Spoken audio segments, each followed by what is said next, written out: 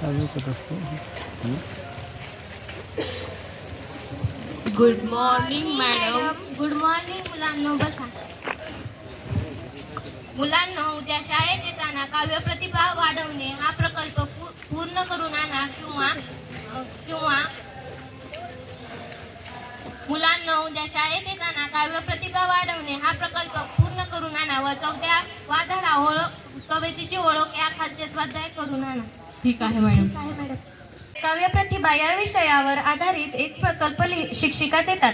सुधीरचा हा प्रकल्प पूर्ण करण्यासाठी त्याच्या घरातील सर्वजण कवितेतून संभाषण करतात. लेखिकेने या काव्यरूपी संभाषणातील गंमत जम्मत प्रस्तुत एकांकिकेतून मांडली आहे. शाळा सुटते, सुधीर घरी येतो, पण तो कुणाशीच बोलत नाही, विचारात गुंतलेला असतो. रमेश, तू उद्या काव्य प्रतिभा हा प्रकल्प पूर्ण करून आणणार आहेस का? हो. मीही करून आणणार आहे. मी येतो.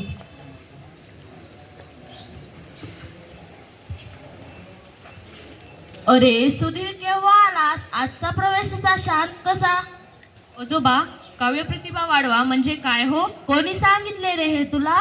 आज शाळेत बाईंनी आम्हाला काव्य प्रतिभा वाढवण्यासाठी तुम्ही केलेले प्रयत्न हा प्रकल्प दिलाय. मला तर ताणच आलाय. अरे फार सोपं आहे ते. कविता करण्याची, समजून घेण्याची आपली आकलन शक्ती वाढवणं म्हणजे काव्य प्रतिभा वाढवणं. त्यासाठी तू प्रयत्न करायचे हे सांगितले बाईंनी. पण मी ते कसं करू? अरे काळजी नकोस करूया. मी हो काय प्रयत्न करणार? यासाठी आपण सर्वजण मिळून कवितेत संभाषण करायचं, म्हणजे ते तो कागदावर उतरून घेईल, त्याचा प्रकल्पही पूर्ण होऊन जाईल.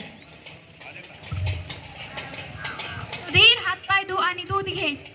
आजी, मी कागद आणि पेन घेतो. आताच आपण सुरुवात करूया. घरामध्ये लावते सांजवात, आता भाजी करते कांद्याची पात. आता म्हाताऱ्याचा वाढतो वाद, नको करू तू भाजी कांद्याची पात. कधीतरी कशाला म्हणतील का हो, मी सांगितलेले भाजीला नेहमीच देतात खो. हे माझी सुपर आजी, तुला आवडेल ती कर भाजी. तू बनव भाजी छान छान चवळी. ए सुधीर, आण रेकडे माझ्या दातांची कवळी. बरं बाई, तुमची इच्छा हाच द्यास, भाजी बनवते चवळीची खास.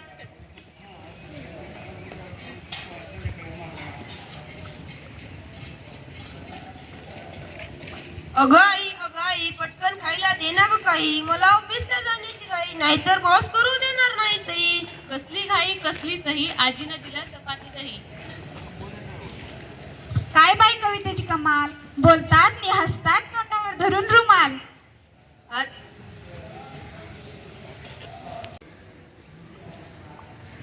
बरं का आजोबान आजी, दूर करून सुधीरची नाराजी, कवितेचा तो मारील बाजी. आई, घरात आहे का पिठाची सोजी? सोजी तुला हवी तरी कशाला, लाडू खातेस आणि बशी ठेवतेस उशाला. चला सगळे जेवण करू, चवळीच्या भाजीवर ताव मारू.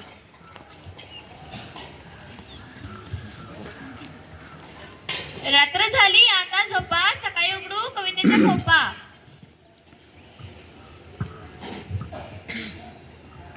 सूर्य उगवला, चिमण्या उडाल्या, सगळ्यांच्या आंघोळी झाल्या, हवा सुटली आहे गार गार, आंघोळीचे पाणी केले गरम फार. सुधीर, अंघोळ कर पटकन, नाश्ता कर चटकन, झाला उशीर तुला, चटपट आवर मुला. आजोबांना द्या स्वेटर, मफलर, आणा कान टोपी, थंडीपासून बचावाची हीच युक्ती सोपी. सुधीर, तू लिहून घे नीट, यमक जुळायला हवे फीट, शब्दाचे यमक हवे नीट, तरच बनते कविता दी. कामाचा आता आलाय कंटाळा, द्या थोडे पाणी टाकून वाळा. आणि तुम्ही नंतर मळा, अगोदर शिऱ्यासाठी रवा चाळा. तोंड धुवा, आंघोळ करा, खा गरम शिरा, मग सुधीरच्या डब्यासाठी बटाटे तुम्ही चिरा. सुधीर, आवडतं तर ठीक, नाहीतर कचऱ्याचे येईल त्यात पीक, टापटीपणा दररोज शिक. आई आजी खूप छान, मला नाही कशाचीच वाण, तुमच्या वाचून हले ना पान. बस झाला कवितेचा पाऊस, अशाने थोडीच पूर्ण होणार हाऊस. हा घे थोरांच्या कवितांचा मळा, वाचून लागेल तुला कवितांचा लळा. बाबा, आई, ताई, आजी आणि आजोबा, असं झालंय वाचू किती. कविता अंगणात उतरल्या आधी, त्या मी वेचू कशा अन किती. शांताबाईंची बाग अन सुर्वेंची गिरणी, कदिमांचे घर अन बालकवींची फुलराणी. चेतवले मोहोळ तुम्ही मनी.